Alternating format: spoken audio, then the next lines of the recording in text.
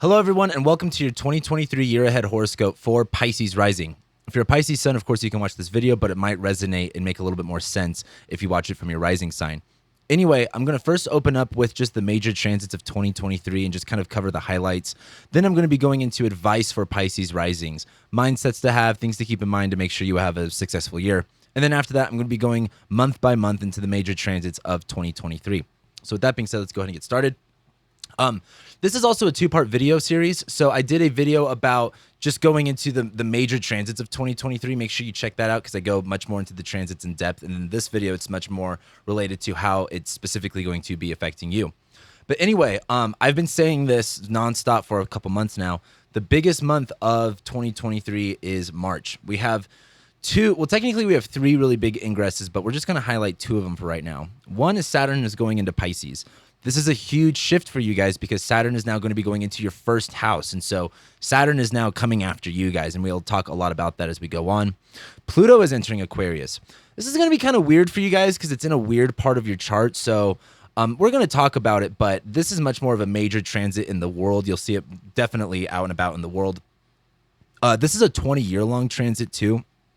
So it's not something that is the effects of it aren't going to be super immediate or super obvious right from the get-go. It's a 20-year-long transformation, essentially. But then after that, we have Jupiter going into Taurus on May 17th. I love this for you guys. Jupiter is going to be great in your second house, but it will be also good in your third. And then the North Node is going to be entering Aries, and the South Node will be entering Libra this summer. This is going to be changing the eclipse axis, and this is going to be activating the parts of your chart that rule money, but also shared resources too. So this will be interesting. But then after that, when we get to the summer, we get like the last major highlight, and that's this Venus retrograde in Leo that we have going on. I have mixed feelings about this. I really like the transit in and of itself, but it's in a weird place for you guys. It has a lot to do with work and health. So let's go ahead and get started talking about it. So the only other thing was, well, actually, before I go into the transit, let's talk a little bit about advice. With Saturn going into your first house, it's a lot of this is just taking responsibility, maturing, growing up, taking care of yourself. A lot of these next 2.5, 3 years are just going to be like really taking yourself, your body, your image, who you are really seriously. The second part of this year, going into the spring, is really going to be about utilizing what you have. What tools and resources do you have, and how are you actually applying them? How are you actually using them, or are you just kind of wasting it away? A lot of short distance travel and communication coming up this year. Same thing with siblings, and we'll talk about that. Emergency funds and income. I wrote this specifically because as the nodes go into your second house of money, this is going to create emergency situations. So this is a year where you might want to have a nice little emergency fund and have some savings tucked away for events. And this is also going to be a big year about changing your work, meaning your schedule or the labor that goes into your work, along with changing your health and your habits. And of course, I'll be talking about that as we go along. So before I go into these two major transits of the year, and that's Mars stationing direct and Mercury stationing direct, I want to bring up Jupiter. So Jupiter, at the beginning of the year here in this recording, you can just look at this corner right here if I don't mention the day I'm talking about specifically. But Jupiter is going to go back into Aries. Jupiter dipped into Aries from May, June, July, August, September, and a little bit of October. So there was this big focus on money, finances, resources, this expansion of money, this expansion of belongings. Jupiter went retrograde, and there was this kind of rethinking and having to really work into that space of making more money, gaining more money. As Jupiter goes back into Aries on the first of the year, it actually technically happens before the New Year's, but as Jupiter goes back into Aries, this is going to be, again, an expansion, a opportunity, an abundance with money, finances, resources, food. Jupiter's your ruling planet, so it rules your identity, yourself, your body, and it's going into the second house, so there's a lot of you just focused on your money and resources. But Jupiter also rules your 10th house of career, reputation, legacy, and that's going into your second house of money. So it just seems like the first part of the year has a really big focus on your finances and your money. But to go into the major transits of January, the first thing that we have going on is Mars stationing direct. Now, Mars has been in Gemini from August, September, October, November, December, and now we're 6 months in, and after this Mars retrograde, Mars finally stations direct. This has been in your fourth house of home, family, living situation, parents. And Mars is, energy, fights, conflicts. It's been in Gemini, so there's been like two things going on. Maybe you're distracted, maybe you have a lot that you're juggling. Mars and Gemini is typically two things. As Mars went forward in Gemini, there was this like trying to get two things done, and then Mars went retrograde, and there was this kind of backtracking and trying to figure out what you should be focusing on, and maybe trying to get your juggle a little bit better, because a lot of Mars in Gemini is just juggling things. But you finally get things a lot more balanced out once we get to January 12th, and that's when Mars stations direct. So again, Mars will be moving backwards for quite a while, but once Mars moves direct, this is when the new year starts, in my opinion. Like, I think if you're looking to start New Year's Eve or New Year's Day with ambition and hope, I feel like that's not going to really kick in until like 2 or 3 weeks into the new year. But once Mars stations direct, this is when you can have a little bit more forward movement, especially when it comes to doing two things, handling the conflict with your family, your living situation. This is where you just get a better grip on it. Excuse me. And then right after that, about a week later, Mercury stations direct. And this is in your 11th house of community, networks, friends. Before the new year, Mercury stations retrograde in Capricorn. So there's going to be this miscommunication or this delay or this rethinking of your friendships and your community. But once Mercury stations direct, especially to this, Mercury rules your 7th house of relationships, and it's in the 11th house of friends. And Mercury also rules your 4th house of living situation, and it's in the 11th house of friends. So this is, fixing things up with friends, having better communication with them. And once Mercury stations direct, all of the drama kind of gets resolved at this point. And this is where, in my opinion, it's going to feel like the new year is actually beginning and starting to move forward with things. Excuse me. Gosh, I got something in my throat right now.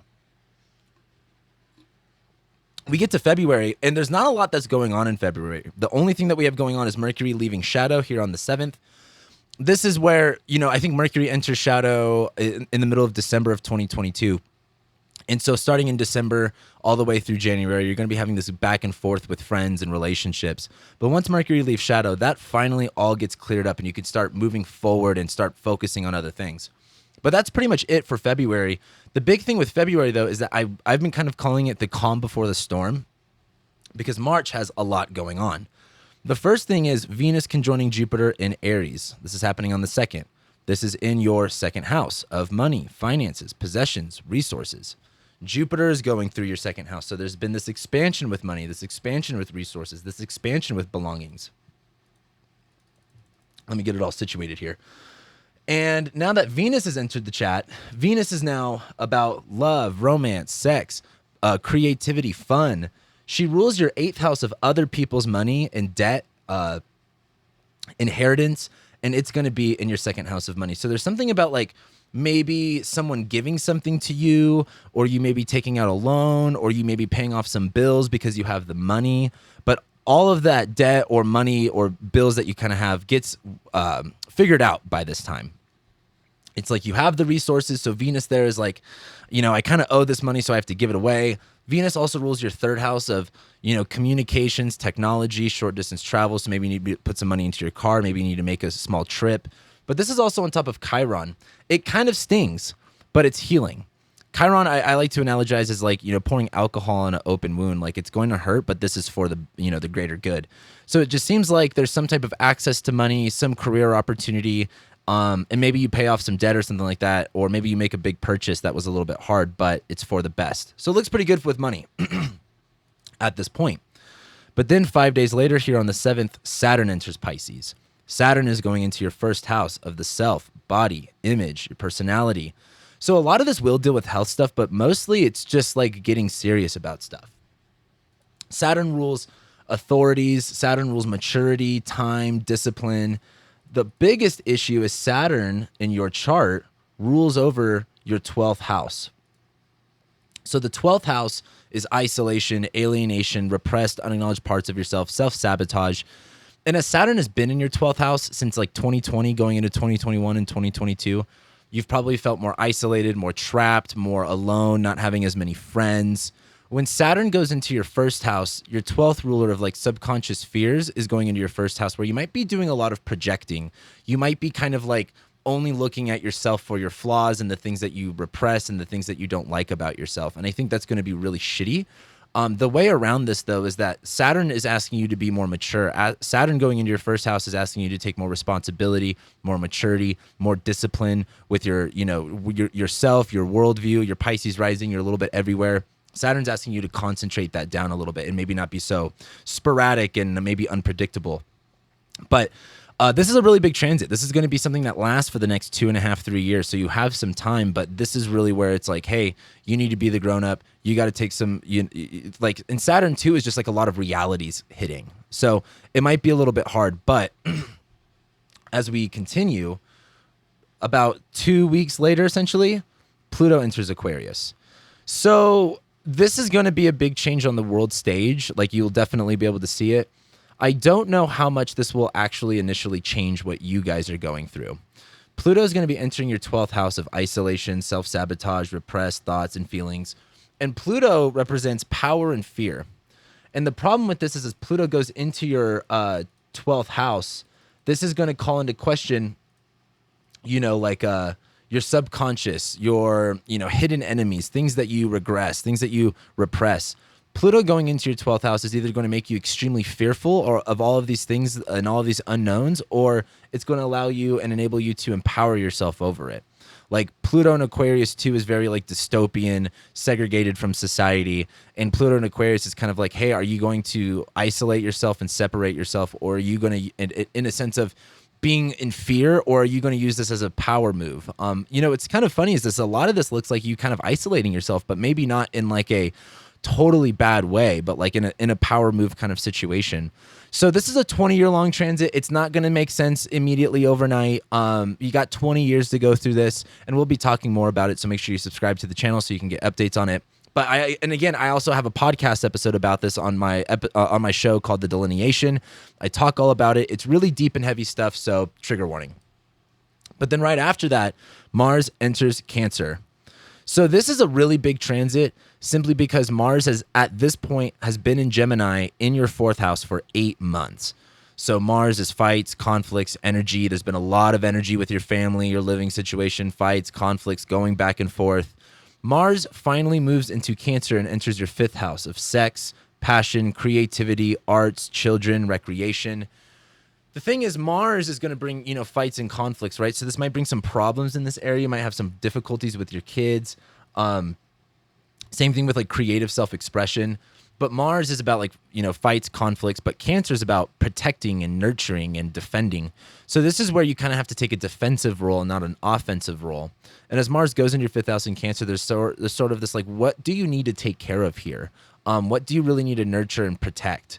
Mars does rule your 2nd house of money and finances and resources, and it'll be in your 5th house. So this might be spending money on art supplies, on creative supplies, on children. Mars also rules your 9th house of publishing, spirituality, religion, far distance travel, and that will be in your 5th house. So maybe you need to do some retreat. Maybe you need to go away for a little bit and do some healing kind of stuff. But then we get into April, and April is where things really ramp up for the summer. First, we have this Jupiter cazimi in Aries happening on the 11th. And what a cazimi is when a planet conjoins the sun or when the sun conjoins a planet. And what this does is it kind of refreshes this planet's energy. It kind of starts it anew. And this is happening in your 2nd house, money, finances, possessions. I think you get the drill at this point. And the big thing here is that this is resetting energy. This is starting something new. And this is Jupiter. This is starting something big. This has to deal with your 1st house of your body, yourself, your image, your personality. And this is wrapped up into your 2nd house of money. The sun also rules your 6th house of pets, coworkers, routine, health. So this seems like a nice, big start in this area of money and work. Jupiter also rules your 10th house of work. The moon will be there at this point. So this to me looks like a new beginning with money. Maybe some type of advancement, some type of money coming in. And this is important because literally the next thing that we're talking about. So it's like this money comes in, and then right after that, a week later, we get to the 19th, and we have our first solar eclipse in Aries. This is, again, happening in your 2nd house. Now, by this point, the North Node is still in Taurus, and the South Node is still in Scorpio. So the big thing here is even though the nodes are still haven't changed, this is our first set of eclipses in Aries, and this is going to be giving us a preview into what the next year and a half of eclipses are going to be like. The North Node and the eclipses are going to be in your second house of Aries: money, finances, resources. The North Node is this hunger, this pull, this desire to go in a specific direction, regardless if it's for the best or for the worst. And that's going to be in Aries, the sign of like taking charge, going after things, ambition, and it's going into your second house of money. So this to me looks like a really big restart in money, a really big, possibly an opportunity, but this is that emergency situation I was talking about. Eclipses often completely distract you. Not that that's a bad thing, but they take your attention away from everything else and have you focus on one area. And that's happening in your second house of money. So it's like you have this big opportunity, this big reset, this big clearing out, and then all of a sudden your money situation changes. But there's this hunger for money. There's this desire for money, and Jupiter's there. So this seems really good in terms of expanding this area. It just might come with some extreme situations. So now we're in the middle of eclipse season, and we get what I am calling the first Mercury retrograde of 2023. Mercury's going to go retrograde in Taurus on the 21st. And this is in your third house of communication, technology, short distance travel, siblings, neighbors. I like talking about the third house in relationship to the ninth house. And if the ninth house is like your higher education and learning out in the world, your third house is like, how do you apply that knowledge that you have? So as Mercury goes retrograde here, it's going to be going retrograde conjoining Uranus. So there's some type of upheaval or random event that occurs in this area. Again, Mercury rules your seventh house of relationships and other people, and it rules your fourth house of home and family. So there's something about that shifting regarding third house of siblings, right? So this has to do with siblings, neighbors, other people. But this is a rethink. This is a review. This is in the sign of Taurus. So what do you value? What gives you security? What gives you stability? Note that Mercury is going to be retrograding in this first part of Taurus here.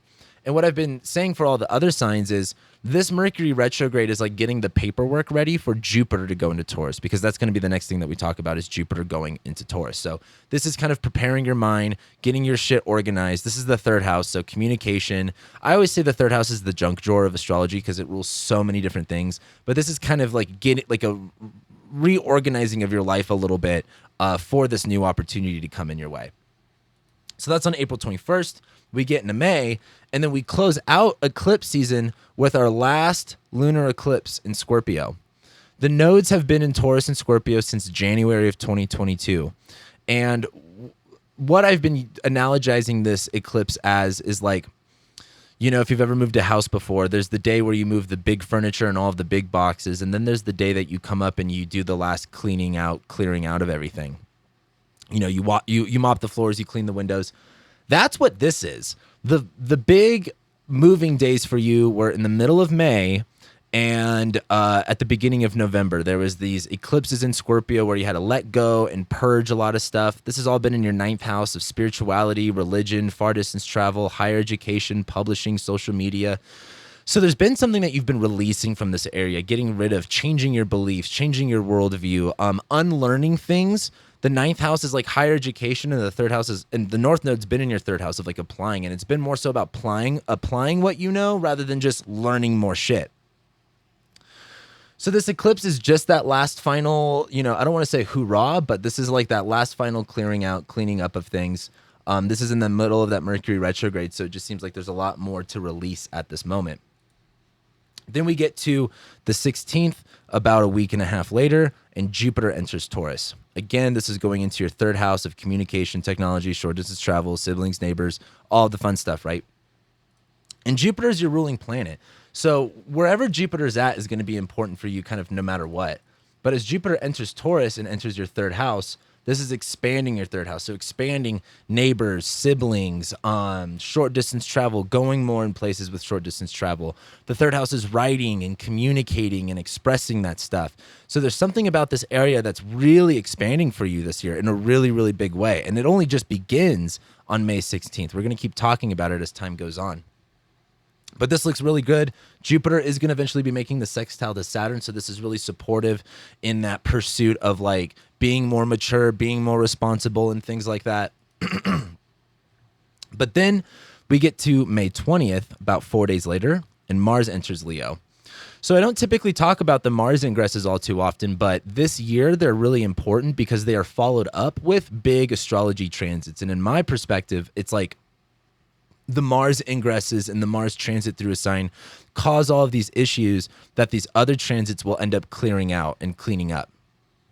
So Mars goes into Leo and it's working time. I mean, Mars is going to go into your 6th house of health, work, pets, day-to-day activities. Mars in Leo is being courageous, being bold, doing things for the glory. And it's also going to be opposite Pluto at this time. So some health issues might be coming up around this time. There might be this real big opposition to health. Mars is also going to be squaring Jupiter. So it's like you're going to have all of these opportunities and all of these things to do. And pretty much Mars goes into Leo and it's like, it's time to fucking go for it. Like you got a lot of shit that you need to be handling and you got to be doing. It's going to be a pretty busy like 6 weeks from you starting on May 21st. And that's just where it really begins, because as we get into June, the first transit that we have here on the 1st is Jupiter conjoining Rahu, otherwise known as the North Node. Again, this is still in your 3rd house. Nothing has changed yet. But the big thing here is the North Node is already this place in the sky that represents, you know, this extreme urge, this pull, this hunger to go in a specific direction, right? And it's been going in your 3rd house of writing, of communicating, of short distance travel, siblings. So there's been a big pull in that area for you since January of 2022. But then Jupiter gets involved, and Jupiter rules excess and abundance and doing a lot. And this Jupiter North Node is like opening up a portal that is kind of, I don't want to say biting off more than you can chew, but there is going to be the sense of whatever is going into your 3rd house, whatever that ends up being, is going to be a lot more than you anticipated. And it's going to be going a lot faster than you anticipated.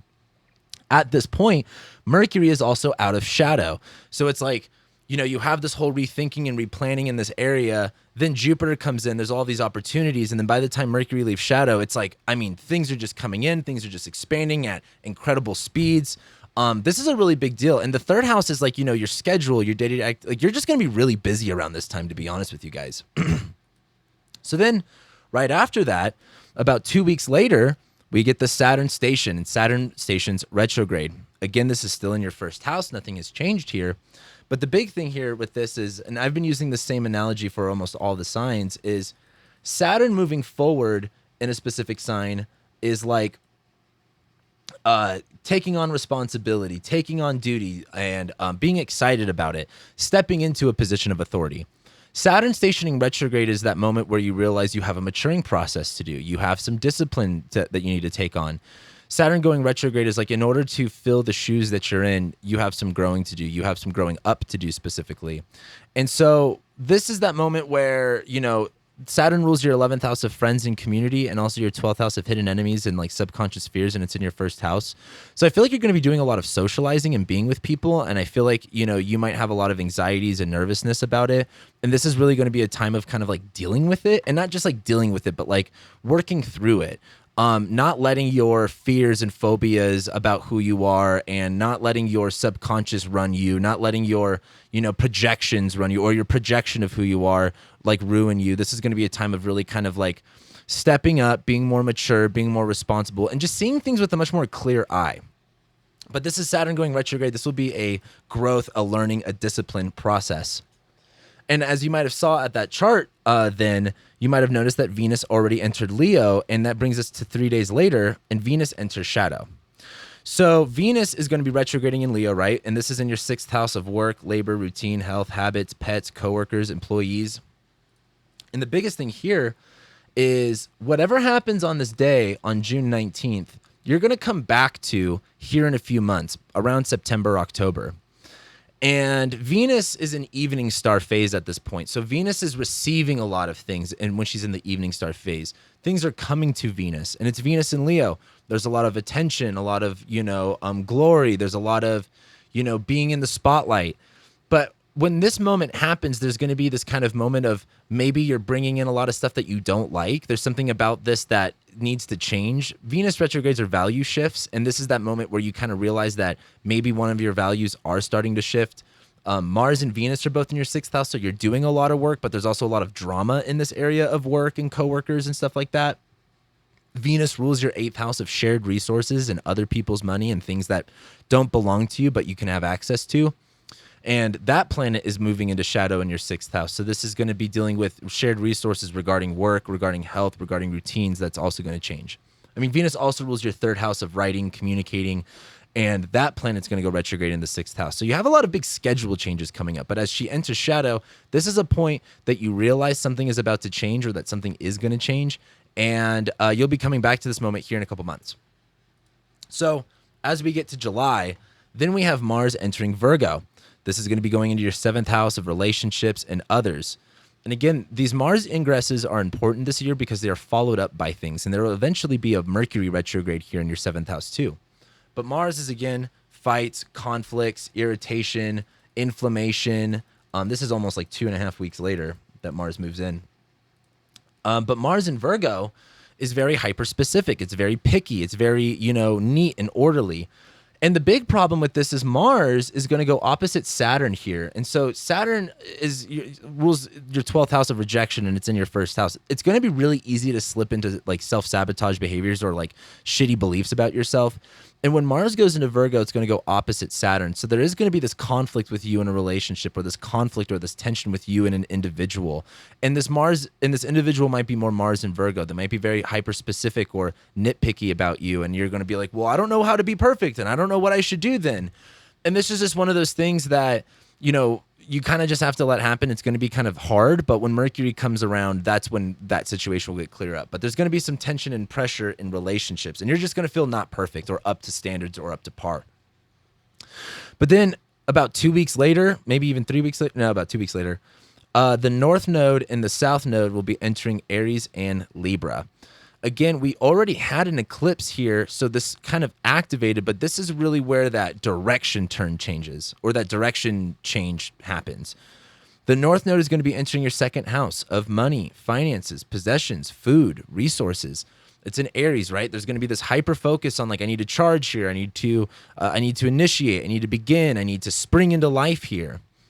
But at the same time, the South Node is going to be entering your 8th house of other people's money, death, debt, taxes, the occult, secrets. And the South Node is this drain and this purge and getting rid of things. And it's in Libra of relationships, and it's in your 8th house of other people's money. So there might be this less access to other people's money, less access to shared resources, kind of forcing you to focus more on your own money, your own finances, your own resources. This is also, as you focus on your own finances and resources, this will be like having to pay off debt, get rid of things that you might owe. And we'll be talking about this as time goes on, but this is really where you feel that, like, I always like to say the North Node is like where your internal compass is, and this is where you feel that like shift, click. Right after that, this is here, on July 18th, literally right after that is when we have Venus station retrograde. This is here in Leo on the 22nd. Whoops, let me get to here. And again, this is in your 6th house. So what's important about this is Venus station's retrograde. And Venus stations retrograde in the same sign every 8 years. So I want you to think about what was going on for you in the summer of 2015, because there's going to be something about that gets repeated, some cycle that's kind of happening again.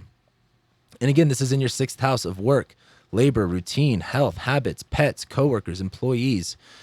And at this moment, Venus is, again, in Leo, getting all this attention. And when she goes retrograde, this is a big vibe shift, right? The South Node is now in Libra, in a Venus-ruled sign. So it's like, you're having to get rid of access to other people's resources. And so that's going to be changing your work. That's going to be changing your schedule. Venus also rules your 3rd house. And that also has to deal with schedule, but kind of in a different way. I don't have the time to explain. But this is really going to be changing your value to your work, to your labor specifically. How do you want to be praised? How do you want to be acknowledged? And because there's going to be some moment here where, you're not getting maybe the acknowledgement you want. So you're going to be changing a lot of your schedule, your work, and your health in order to get that. So that happens here. And really, then we move about 3 weeks later into August. And we get to the halfway point of the Venus retrograde, which is the Venus Cazimi. And like I said, Venus Cazimi, or Cazimi is halfway, it's the halfway point of the Venus retrograde, but it's when like a planet's energy gets refreshed and recharged. Again, this is still in your 6th house. But the thing is here, as Venus conjoins the sun, this will be like a purging or a dying off or a getting rid of stuff. And as Venus goes retrograde, there's a value shift that occurs.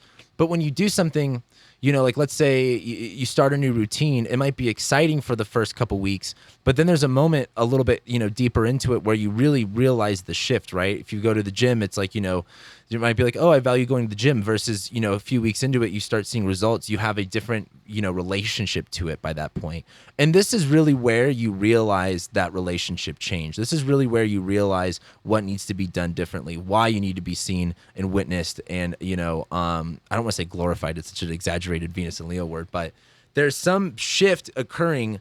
And this is that moment where you really realize that your values are different in this area and that you value something different, and you're going to start pursuing that instead. Then we get to Mercury retrograde about 10 days later. Mercury's going to retrograde in Virgo in your 7th house of relationships and others. And like I said, Mars is going to come through here and cause some issues. You're going to be really hyper, picky and really hard on yourself.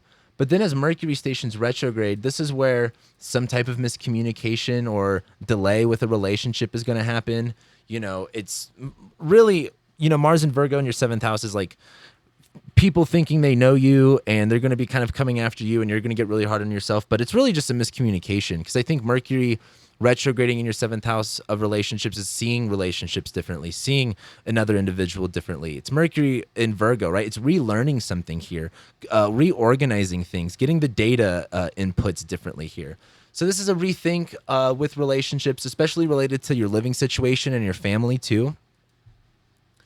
But then we move on about 4 days later to the 28th, and that's when Mars enters Libra. This is going to be a little harsh because it's going into your 8th house of other people's money, death, debt, taxes, the occult, secrets. Mars causes inflammation. Mars causes fights, drama, and Mars will be in detriment in Libra, meaning it is not doing well there. Mars wants to combat and initiate, but Mars in, Libra is like having to be indecisive or doing things for others rather than for the sake of yourself.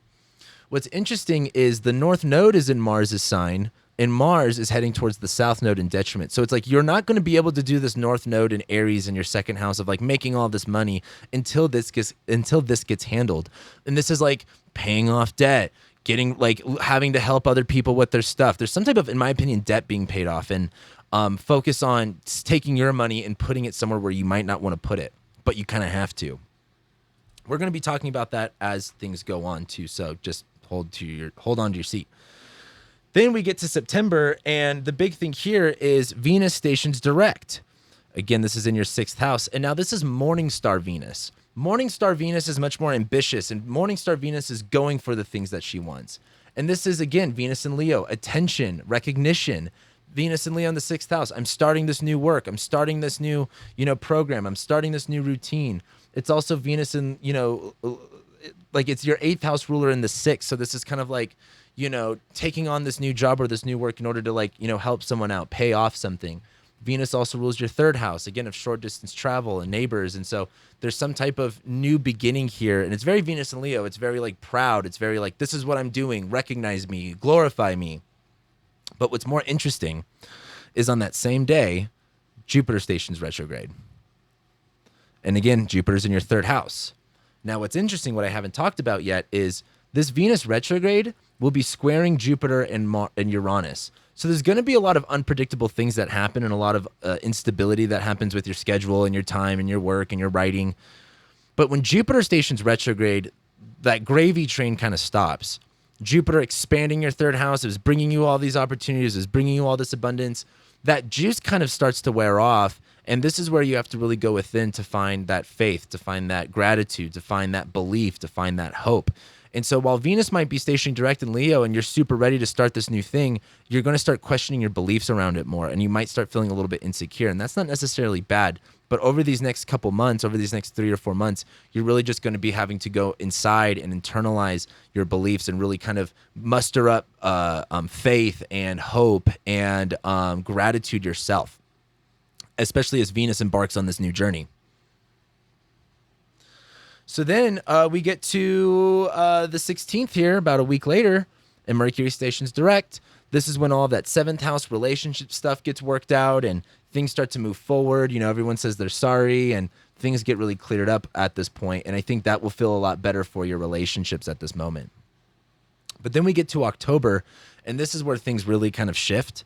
Mars is going to conjoin the South Node in Libra. And this is what I was saying. These Mars transits are activating bigger things. Again, this is in your 8th house of shared resources, other people's money. And as Mars conjoins the South Node, this is the South Node is like this purging effect, this letting go, this releasing.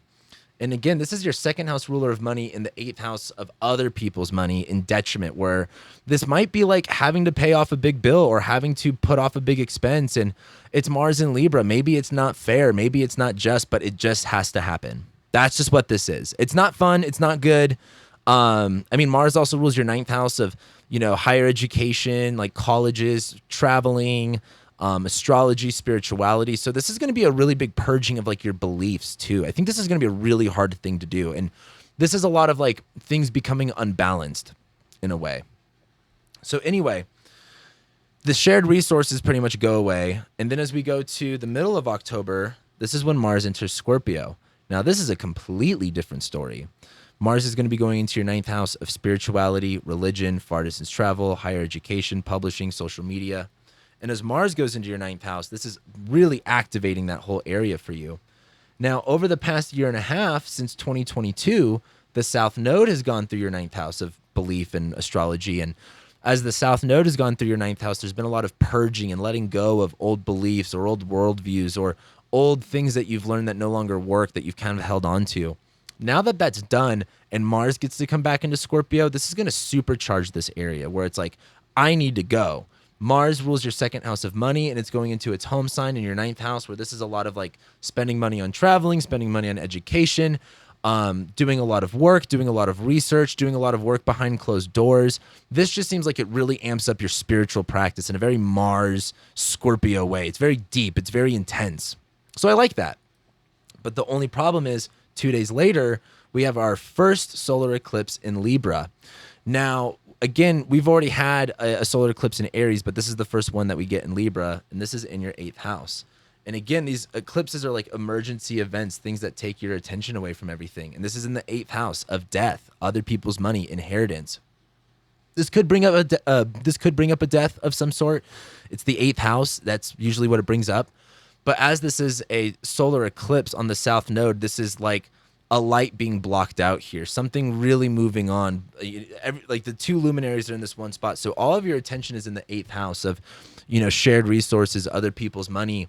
And at this point, by the time we get to the middle of October, Venus is now out of shadow. She's in fall in Virgo in the 7th house. So this has something to do with a specific relationship. And Venus will go opposite Saturn. So this is like some really hard truths coming out here. But this eclipse kind of wipes the slate clean. It's kind of like, all right, your debt's paid off, move on. And then we close eclipse season and we go to November. And as we start November, Saturn stations direct. And it's still in your 1st house of yourself, your body, your image, personality. And this is really where that maturing phase, I don't want to say stops, it's always continuing. But it's like Saturn went direct and it went into Pisces. You took on all of this responsibility with your own self. And then Saturn stationed retrograde where, sorry, let me get back here. And then Saturn stationed retrograde where there is this period of having to, again, grow into the shoes that you're wearing, really become an adult, really become disciplined in yourself. And when Saturn stations direct, it's like, okay, now you get to go over and do all this stuff again, but this time you know better. This time you know what it means to be a disciplinary. You know what it means to be an authority. And it's going to be easier. It's going to feel more natural to be that person. And I think this is also when you'll start feeling a little bit less self-conscious, feeling a little bit less not caring about what others think of you at this moment. So I really like that as far as things moving forward. And then about a week later, we have our Mars Cazimi in Scorpio. And again, a Cazimi is a restarting point for a planet. And again, this is in your 9th house of spirituality and religion and far distance travel. And the big thing here is, before this happens, actually, I want to bring this up. As Mars transits Scorpio, it's actually going to be making an opposition to Jupiter and Uranus. So there's going to be this thing in the 9th house of social media, publishing, far distance travel, teaching, that is going to kind of like mess up, short distance travel stuff, money stuff, work stuff. It's going to be very chaotic here for a second. And that's not necessarily bad. It's just like if you're expecting this area to be fixed and not move, like that's not what's happening. Like things are going to be very sporadic here for a second. But as we get to the 17th, this is when Mars conjoins the sun. And this is what is referred like Mars cycles in astrology are always referred to as like the hero's journey. So this would be like the hero's journey beginning. But I'm coining this as like the villain origin story. This is the sun conjoining Mars in the ninth house. This is resetting your beliefs, you know, resetting your pursuits, resetting things around social media, astrology, spirituality, resetting your beliefs. This is also dealing with money stuff too. The North Node's ruler is getting reset at this point and getting supercharged in the ninth house. So this just seems like a new pursuit is being set at this time. And it seems very exciting and ambitious, although it's Scorpio. It's really intense. Like, it's not like, I'm going to do this. It's like, I'm doing this now because villain origin story kind of shit. So I like that. But then right after that, when we get to November 24th, Mars will enter Sagittarius, and it's going to be going into your 10th house of your career, legacy, reputation. The only problem I have with this, and this is why I even brought up this Mars ingress, is because on the, what is this, the 24th? When Mars ingresses into Sagittarius, Mars is energy and action and drive, and it's in your 10th house of career and public notoriety. It's your second house ruler of money and ninth house ruler of teaching and publishing. So you're doing a lot more of that with your career. But Mars in Sag is just kind of like hitting the throttle and not thinking twice about where you're going. And that's going to be squaring Saturn. Mars squaring Saturn is there's going to be this kind of like, you know, you might have this ambitious go for it energy in your 10th house of career, but there's something about that that's going to get in the way of the Saturn and Pisces stuff. So this might be your own, like, you know, being self-conscious, being, you know, really hard on yourself. It's squaring your 12th ruler where there might be some sabotage involved. And so this also might be getting in the way, like this work drama and this work conflict might be getting in the way of where you need to be more responsible, where you need to be more mature. So at this time, this is really like, if you're going to like go full throttle, just know that you can crash. And if that's the case, wear a helmet. Like, don't be stupid. But also, you know, Mars and Sag in your 10th house looks very fun and exciting, given that the North Node's in your second house. This looks good for money. This looks good for career. It's just going to be squaring Saturn where, you know, you might get some negative feedback, right? Mars is conflicts and it's in your 10th house of career, and maybe people don't like you. I have to get over that. That's pretty much what it is. You get over people not liking you, and, you know, you got to like yourself, because if you don't, no one else will. And then we get to December and we get another Mercury retrograde in Capricorn. Again, this is back in your 11th house of friends, networks, and community. But this time, what's so interesting about this is like 3 weeks later. We're getting really in the middle of December here. At this point, Mercury is going retrograde at the exact same degree that it's stationed direct at the beginning of January. So this miscommunication with friends and relationships that occurred in January, there's something about that you're coming back to around December of 2023. So whatever happens in January with your friends, just keep that in mind, because you're coming back to that later on in the year. That will be some miscommunication, friendship stuff. And then we get to the last thing, and that's pretty much right before New Year's Eve. Jupiter stations direct in Taurus. Again, it's still in your third house. Nothing has changed there. But as Jupiter has been moving backwards, this is like going within for gratitude, going within and creating those good feelings within before you see it without, right? Like, if you're expecting everything good to just manifest to you on the outside, but you're not feeling that way on the inside, it's not going to work. You have to create the abundance and the gratitude and the hope inside for it to be externalized. And this is that moment where that starts to become external again. Jupiter stations direct in your third of siblings, neighbors, short distance travel. All of a sudden the hope, all of a sudden the abundance, all of a sudden the opportunities start to expand in this area again. And that's how we go into 2024. Let me know in the comments below what months you're looking forward to, what months you're not looking forward to. Let me know if this lines up with any plans that you have this year too. I'm very curious about that. Make sure you subscribe to the channel. I'm going to be having videos about Saturn in Pisces, Jupiter in Taurus, Jupiter in Aries. And yeah, and if you want a consultation, if you want to know exactly what's going to be going on for you specifically this next year, feel free to go to my website, camwhiteastro.com, and book a consult with me. So with that being said, thank you guys so much for being here, liking, sharing, commenting, subscribing. I love and appreciate every single one of you, and I'll be seeing you next time.